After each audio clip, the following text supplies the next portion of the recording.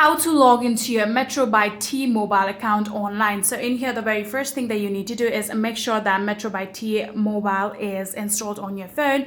And after doing that, you can simply open the application. Then from here, what are we going to do is make sure that we remember our credentials of our ID, right? So after remembering our ID, here what we can actually do is simply tap on the option see travel plans if you want to, or else you can explore some other plans too if you want to. And after doing that, here you can see we can actually select our travel plan. So ultimately you would automatically have your T-Mobile account if you have used, or if you already own a T-Mobile SIM, right? Then you can simply select a particular plan that you want to buy.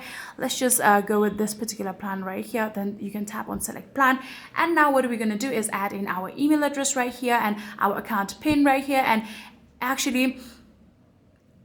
then actually add in our zip code, right? So after doing that, all you need to do is tap on next, and after tapping on next, you would actually be able to add in all of your account details and go along with the payment process through your Google ID, or if you're using your Apple device, you can go through your Apple ID, and just like that, you will actually be able to log into your Metro by T-Mobile account online. So if you guys do have any further queries, then please let me know in the comment section down below.